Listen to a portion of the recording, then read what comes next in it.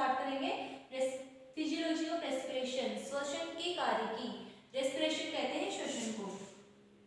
तो टॉपिक का नेम है श्वसन की कार्य की। किस तरह से रेस्पिरेशन होता है उसकी मैकेनिज्म पढ़ेंगे इसके अंदर।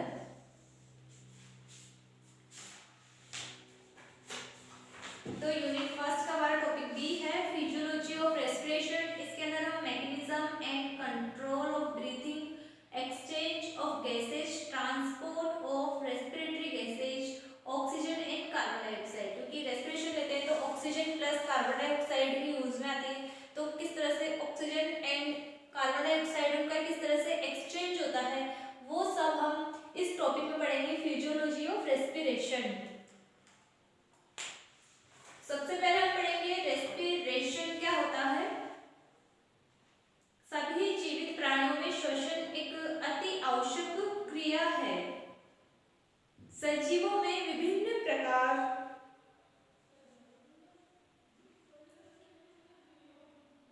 क्रियाओं को करने हेतु ऊर्जा की आवश्यकता होती है। जितने भी जीवित ऑर्गेनिजम्स हैं तो अलग अलग तरह की जो क्रियाएं करते हैं उसके लिए उनको एनर्जी की आवश्यकता होती है, तथा जीवों में ऊर्जा की प्राप्ति भोजन के दहन के फलस्वरूप होती है।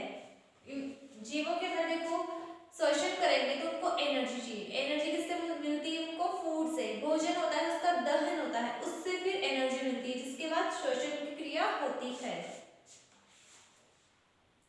कोशिकाओं में भोजन के दहन के लिए ऑक्सीजन की आवश्यकता होती है। प्राणियों द्वारा ऑक्सीजन बाहरी वातावरण से ग्रहण की जाती है। भोजन के दहन से कार्बन डाइऑक्साइड प्राप्त करने तथा कार्बन डाइऑक्साइड के बाहर निकालने की क्रिया को श्वसन कहते हैं। भोजन के दहन से, भोजन का जब दहन होता है बाहर के वातावरण से ऑक्सीजन ली जाती है, जब भोजन का फूड का एनर्जी के लिए दहन किया जाता है तो उसके बाद जो कार्बन डाइऑक्साइड बनती है उसको किस तरह से बाहर निकाला जाता है। तो भोजन दहन के दौरान जो कार्बन डाइऑक्साइड बनती है उसका बनना और उसको शरीर से बाहर निकालना, वो क्रिया क्या कहलाती है? वो रेस्पिरेशन कहलाती है, श्वसन कहलाती है। इस प्रकार श्वसन उन भौतिक जैव रासायनिक की क्रियाओं को सामूहिक रूप से प्रदर्शित करता है, जिनके अंतर्गत वायुमंडल की ऑक्सीजन शरीर के अंदर कोशिकाओं तक पहुंचती है तथा पचित एवं अवशोषित भोजन अवयवों के संपर्क में आकर उनके जैविक जारक अथवा ऑक्सीकरण द्वारा एटीपी अणुओं के रूप में ऊर्जा विमुक्त होती है और उत्पन्न कार्बन डाइऑक्साइड गैस शरीर के बाहर निष्कासित होती है। तो इस प्रकार से वायुमंडल की ऑक्सीजन कोशिकाओं के अंदर पहले प्रवेश करती है, फिर जो पचित या अवशोषित जो भोजन होता है उसके संपर्क में जाकर ऑक्सीकरण की क्रिया होती है, तो एटीपी अणु ऊर्जा मुक्त करते हैं और कार्बन डाइऑक्साइड गैस शरीर से बाहर निष्कासित हो जाती है। रॉबर्ट बोयल, देखो साइंटिस्ट है रॉबर्ट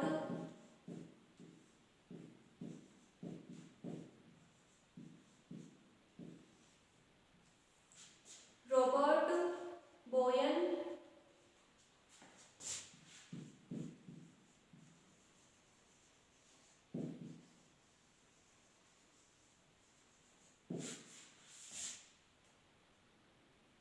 एंड रॉबर्ट हुक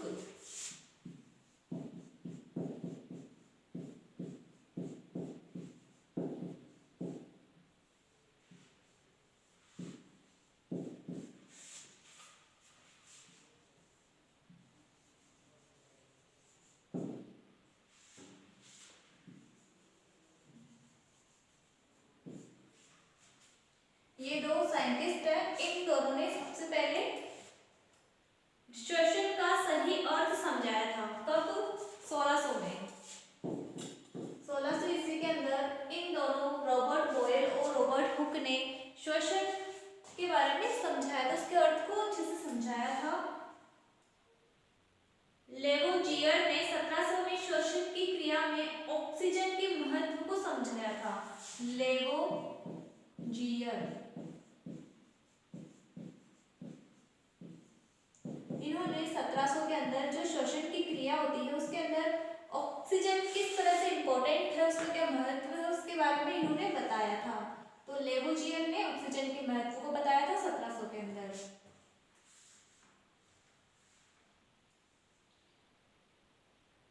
और 1770 में जी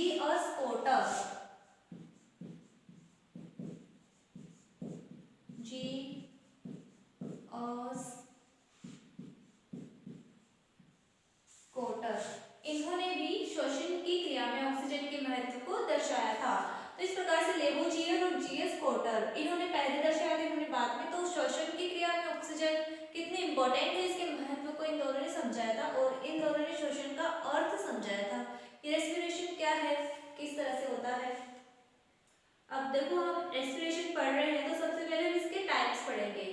रेस्पिरेशन कितने प्रकार का होता है, तो देखो इसके अंदर सबसे पहले पढ़ेंगे हम बाहरी श्वसन, एक्सटर्नल रेस्पिरेशन, फिर उसके बाद पढ़ेंगे इंटरनल रेस्पिरेशन, इसको उत्तकीय श्वसन कहते हैं, और लास्ट थर्ड है कोशिकीय श्वसन। फर्स्ट पढ़ेंगे हम बाहरी श्वसन।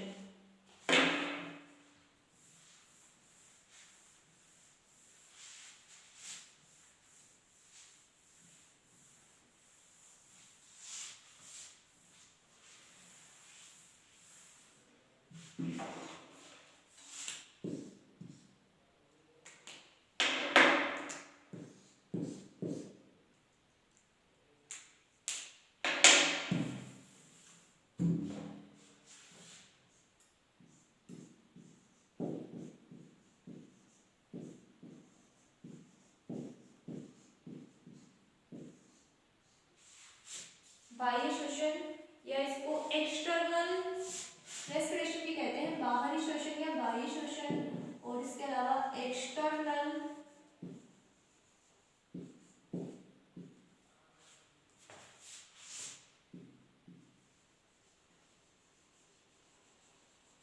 रेस्पिरेशन भी कहते हैं।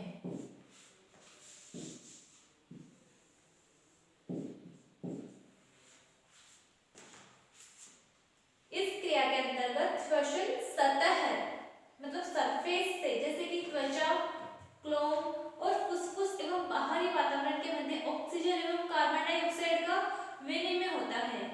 जो त्वचा होती है शरीर की, उससे डायरेक्ट वातावरण के अंदर ऑक्सीजन या कार्बन डाइऑक्साइड का आदान प्रदान होता है। तो ऐसा श्वसन क्या कहलाता है, बाह्य श्वसन कहलाता है। इसके अंदर देखो, इसके अंदर त्वचा किस तरह से हो सकता है, गैसों का आदान प्रदान त्वचा द्वारा हो सकता है। इसके अलावा स्किन के अलावा इसमें क्लोम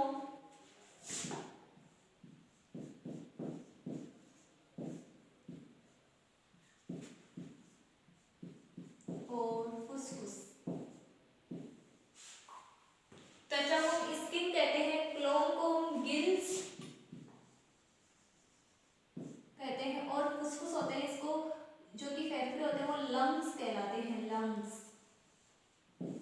तो इस प्रकार से इनके द्वारा डायरेक्ट बाहरी वातावरण से गैसों का आदान प्रदान कर दिया जाता है, तो इसको बाह्य श्वसन कहते हैं। बाहरी श्वसन मुख्यतया श्वास लेने की क्रिया से संबंधित होता है। किससे होता है ये श्वसन किससे संबंधित होता है, सांस लेने की क्रिया से, श्वास लेने की क्रिया से ये संबंधित होता है।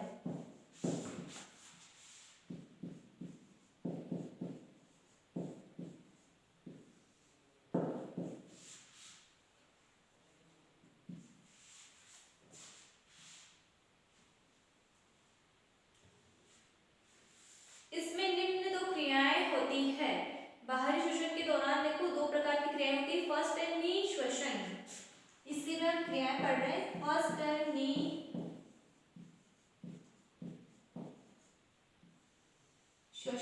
जिसको इंस्पिरेशन भी कहते हैं।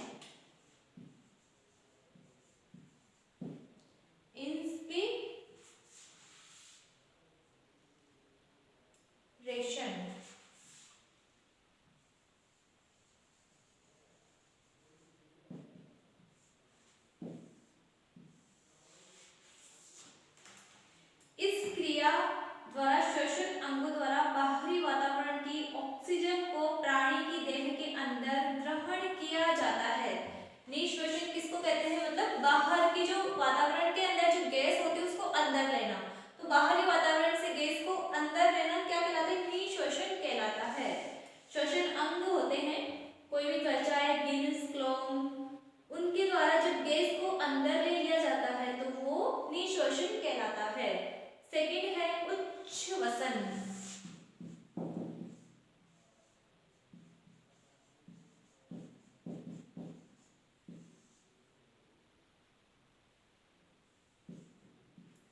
उच्छ्वसन ये होता है एक्सपीरेशन, ये कहलाता है एक्सपीरेशन। अब ये इसका जस्ट अपोजिट होगा, जैसे कि इंस्पिरेशन में गैस को अंदर लेते हैं बाहरी वातावरण से, तो एक्सपीरेशन में क्या किया जाता है? जो बॉडी के अंदर जो गैस होती है उसको बाहर निकाला जाता है, तो ये क्या कहलाता है? उच्छ्वसन कहलाता है। तो श्वसन अंगों अथवा लंग्स के द्वारा हवा को या एयर को शरीर से बाहरी वातावरण में निकालने की क्रिया को उच्छ्वसन कहा जाता है।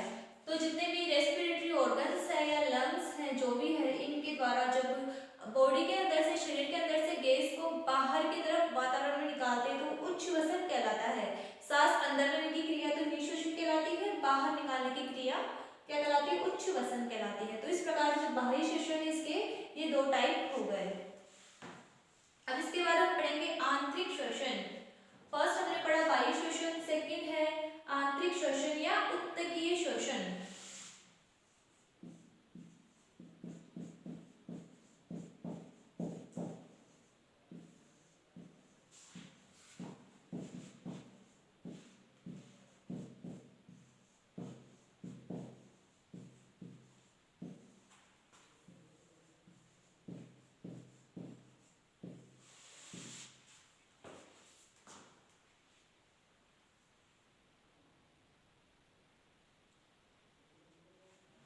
इंटरनल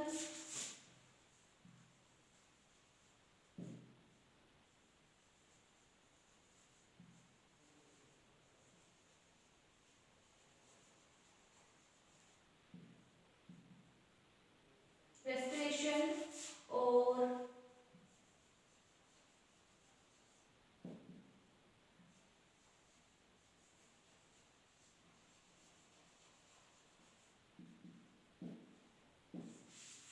टिश्यू रेस्पिरेशन, आंतरिक श्वसन या उत्तकीय श्वसन।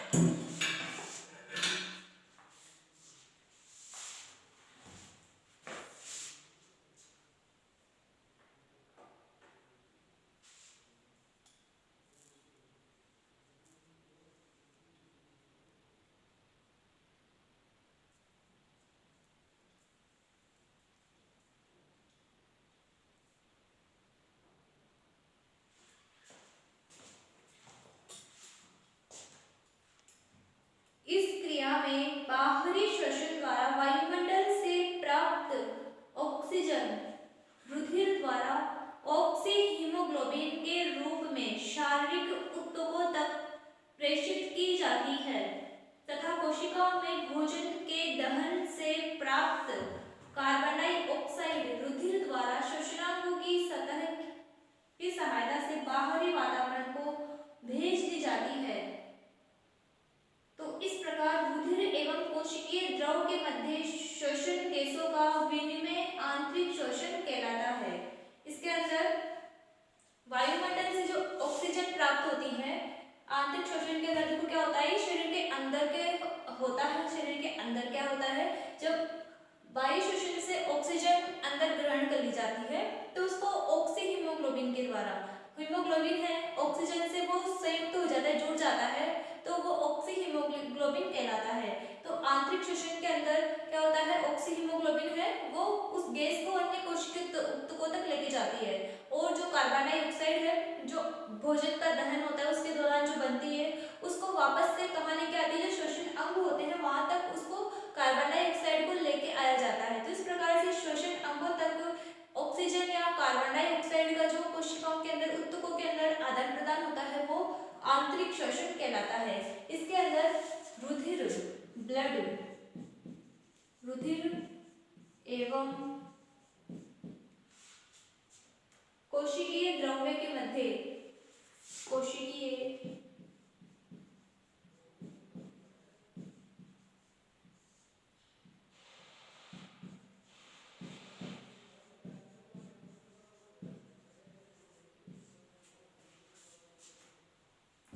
श्वसन केसों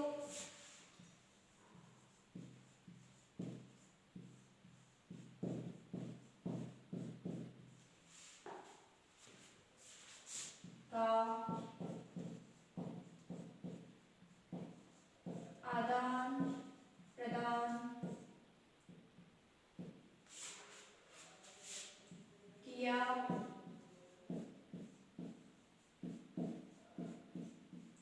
जाता है। तो ये इस प्रकार से ये था आंतरिक श्वसन।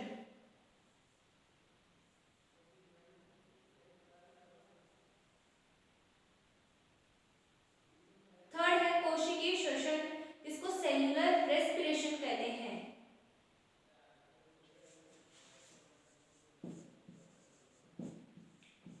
कोशिकीय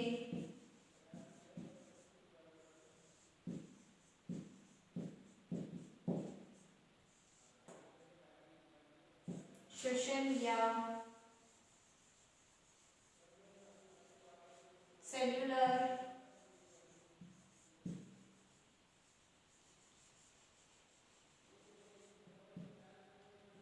रेस्पिरेशन, कोशिकीय श्वसन।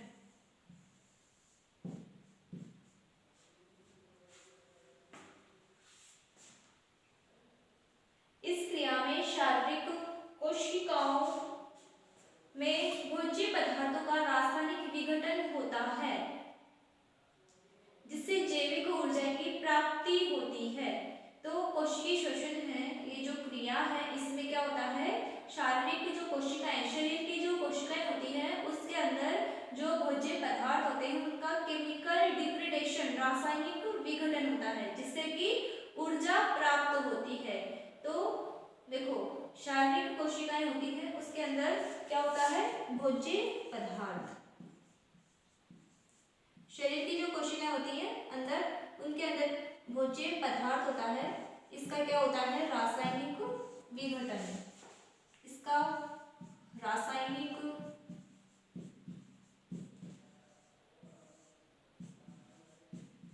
विघटन या केमिकल डिग्रेडेशन किया जाता है। रासायनिक विघटन होता है तो क्या मिलती है, ऊर्जा या एनर्जी मिलती है, जो उनको रेस्पिरेशन करने के लिए आवश्यक है।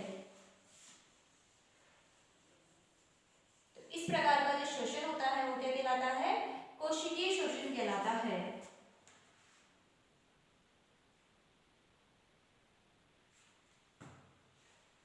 और इससे जैविक ऊर्जा प्राप्त होती है, जैविक ऊर्जा। रासायनिक विघटन होता है भोज्य पदार्थों का, तो रासायनिक ऊर्जा होती है उनके अंदर, उससे हमको जैविक ऊर्जा प्राप्त हो जाती है, जो कि हमको शरीर के बहुत सारे काम होते हैं उसको करने में आवश्यक होती है, और मुख्य रूप से रेस्पिरेशन के अंदर इसकी आवश्यकता होती है। इस प्रकार से ये था पूरा श्वसन, इसके टाइप्स, बाह्य श्वसन, आंतरिक श्वसन और कोशिकीय श्वसन।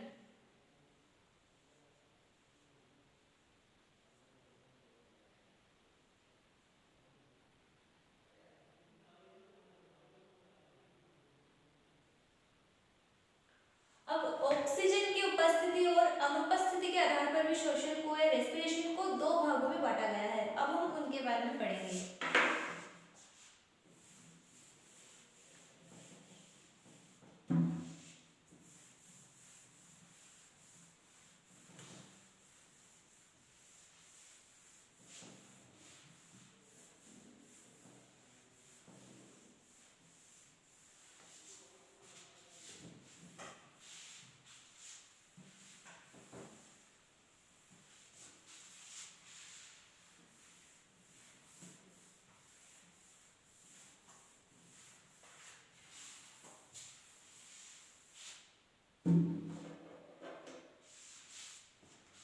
तो फर्स्ट पेज के अंदर हम पढ़ रहे हैं श्वसन के प्रकार, जो कि ऑक्सीजन की उपस्थिति और अनुपस्थिति के दौरान संपन्न होता है वो श्वसन।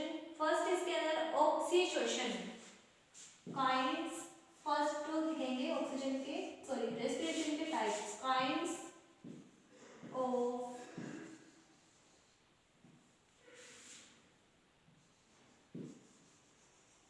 रेस्पिरेशन,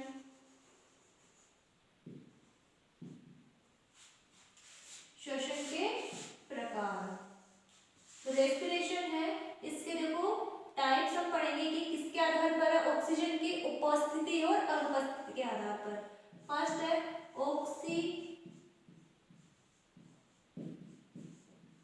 श्वसन, फर्स्ट तो है ऑक्सीशोषण, सेकेंड होता है अनऑक्सीशोषण। सबसे पहले हम ऑक्सीशोषण के बारे में पढ़ेंगे, इसको एरोबिक रेस्पिरेशन भी कहते हैं।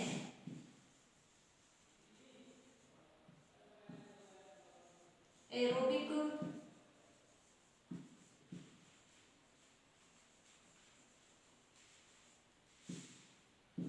रेस्पिरेशन कहा जाता है।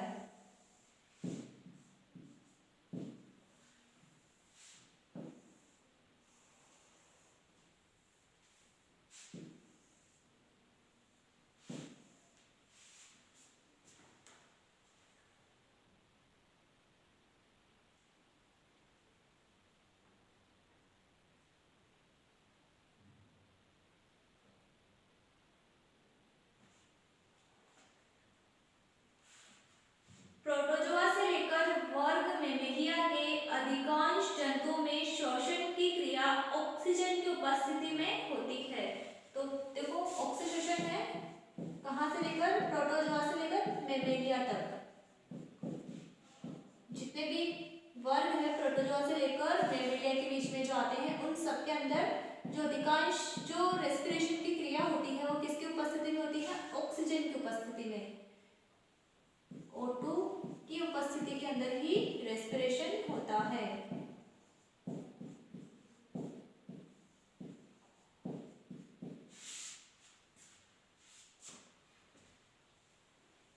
ये जंतु ऑक्सीजन वातावरणीय वायु अथवा पानी से प्राप्त करते हैं।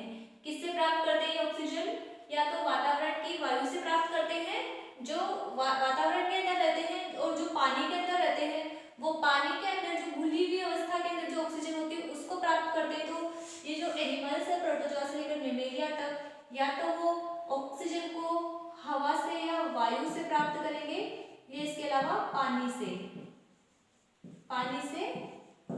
ऑक्सीजन या O2 को प्राप्त करते हैं।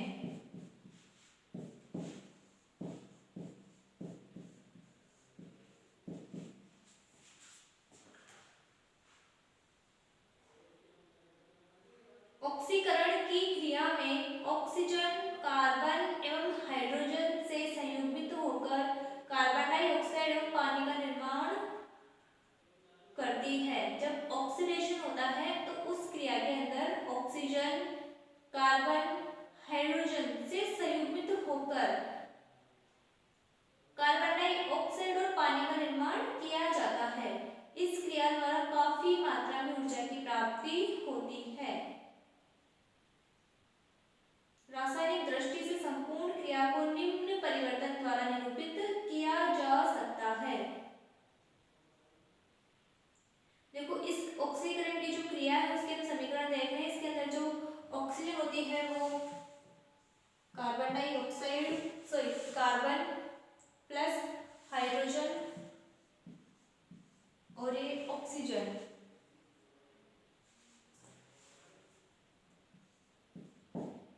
इसके साथ ये ऑक्सीजन संयुग्मित होकर के कार्बन डाइऑक्साइड प्लस जल निर्मित करती है। इसके साथ ही एनर्जी, जिसको हम ऊर्जा कहते हैं, ऊर्जा की प्राप्ति होती है, वो होती है 38 एटीपी के अणु, 38 एटीपी के अणु जिनसे हमको ऊर्जा मिलती है। इसको एडिनो ट्राइफॉस्फेट कहते हैं एटीपी को। तो ये जो C6H34O12 है और ये जो संयुक्त रूप से कार्बन डाइऑक्साइड या इसको कार्बन हाइड्रोजन ऑक्सीजन, ये तीनों मिलकर के संयुक्त रूप से जब मिले हुए रहते हैं तो इसके ऊपर ऑक्सीजन क्रिया करती है और आपस में क्रिया करके कार्बन डाइऑक्साइड बनाते हैं प्लस वाटर बनता है और उसके अलावा 38 एटीपी के अणु बनते हैं। इस प्रकार से ऑक्सीशोषण होता है। उसके अंदर ऑक्सीजन से कार्बन डाइऑक्साइड बनता है प्लस ये जो अणु है संयुक्त रूप से ये टूट जाते हैं और H2O बनता है प्लस एनर्जी मिलती है, इसलिए शोषण होता है ऑक्सीशोषण, उसके अंदर एनर्जी की प्राप्ति होती है। तो इस प्रकार से ये एक समीकरण है जिसके द्वारा हम इसको समझ सकते हैं। अब है इसके बाद अनऑक्सीशोषण, एनारोबिक रेस्पिरेशन।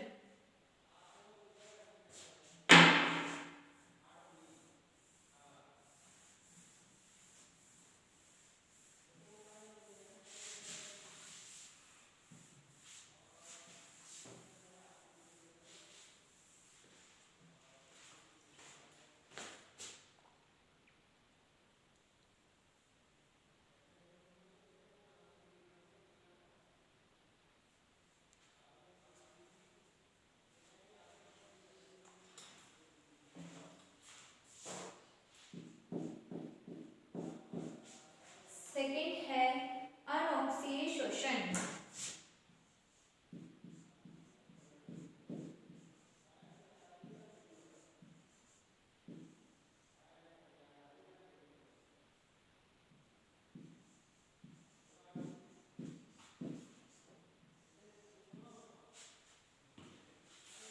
इसको एनारोबिक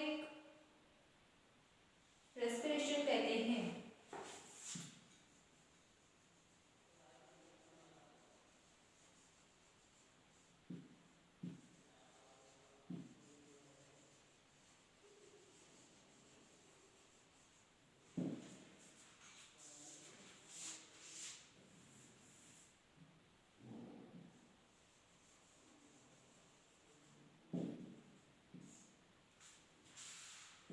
अनऑक्सीशोषण या एनारोबिक रेस्पिरेशन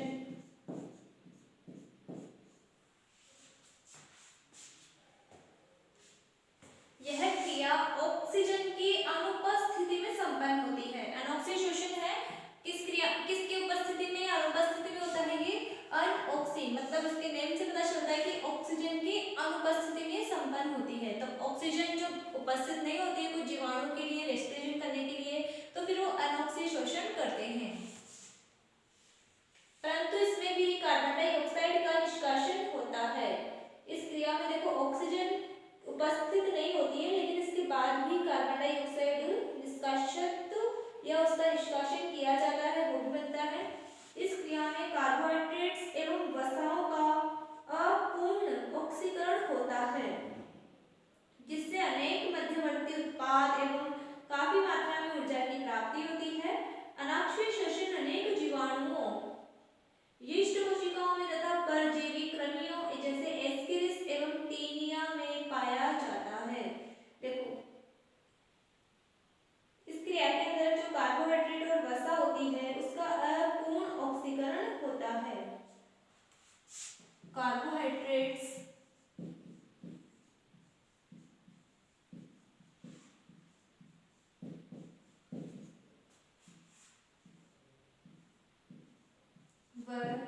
वसा, कार्बोहाइड्रेट्स और वसा होती है, इसका अपूर्ण, पूर्ण रूप से नहीं अपूर्ण विघटन या अपघटन होता है। अपूर्ण रूप से इनका ऑक्सीकरण होता है, जबकि पहले ऑक्सीशोषण में हमने पढ़ा था उसके लिए पूर्ण रूप से ऑक्सीकरण होता है, जबकि इसमें पूर्ण रूप से ऑक्सीकरण होता है और इसके अंदर मध्यवर्ती उत्पाद बनते हैं, अनेक मध्यवर्ती उत्पाद बनते हैं जिससे क्या मिलती है, ऊर्जा मिलती है। मध्यवर्ती उत्पाद बनते हैं प्लस एनर्जी की प्राप्ति होती है, ऊर्जा की प्राप्ति होती है जिससे अपने शरीर की जो मेटाबॉलिक एक्टिविटीज है वो ये कर सकते हैं। अनाक्षी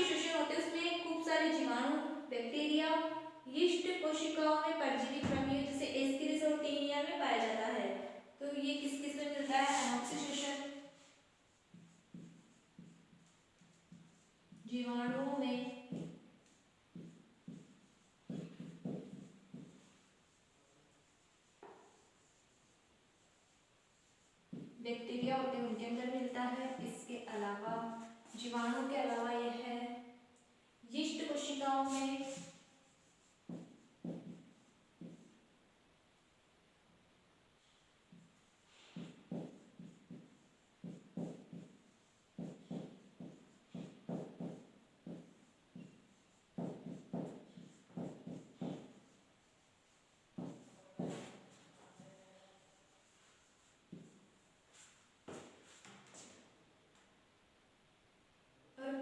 परजीवी जो कृमि होते हैं उनके अंदर मिलती है। परजीवी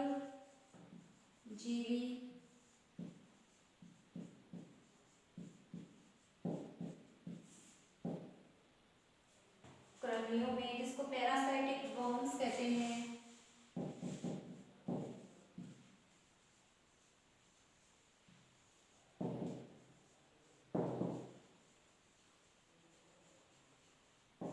इसके अंदर अनऑक्सीशोषण पाया जाता है। इसके अलावा एस्केरिस, ये परजीवी है, इसके अंदर ही आते हैं, देखो परजीवी है एस्केरिस,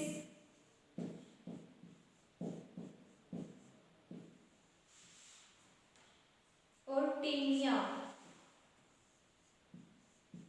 ये दूसरे जो एनिमल्स होते हैं उनके ऊपर परजीवी के रूप में रहते हैं, उनके ऊपर ही जीवित रहकर अपना फूड देते हैं, तो ये परजीवी है एस्केरिस।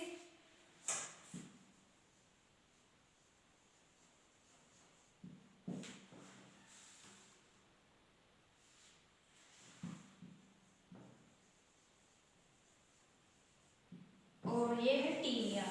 इस प्रकार से ये था अनॉक्सीशोषण। इसके अंदर क्या होता है, एनारोबिक रेस्पिरेशन, इसमें कार्बोहाइड्रेट प्लस वसा, ये सबसे इंपॉर्टेंट, तो ये ऑक्सीजन की अनुपस्थिति में होता है। इसके अंदर जो कार्बोहाइड्रेट और वसा होती है उसका अपूर्ण ऑक्सीकरण होता है, और क्या बनते हैं, मध्यवर्ती उत्पाद बनते हैं, जिससे कि ऊर्जा की प्राप्ति भी होती है। जब कार्बोहाइड्रेट और वसा का अपूर्ण ऑक्सीकरण होता है तो बहुत सारे तो मध्यवर्ती उत्पाद बनते हैं, प्लस इनको एनर्जी मिलती है। और जीवाणु के अंदर किस किस में होता है वो पढ़ रहे हैं। जीवाणु में होता है, यीस्ट कोशिकाओं में होता है, परजीवी कृमियों या पैरासाइटिक वर्म्स में होता है, एस्केरिस जो कि परजीवी है, एस्केरिस और टीनिया ये दोनों परजीवी है, तो इनके अंदर भी अनऑक्सीशोषण पाया जाता है। अगली क्लास के अंदर हम रेस्पिरेटरी ऑर्गन्स के बारे में पढ़ेंगे, फिर उसके बाद मैकेनिज्म पढ़ेंगे, किस तरह से रेस्पिरेशन की मैकेनिज्म या कार्यविधि क्रियाविधि होती है। आज की क्लास में इतना ही, थैंक यू।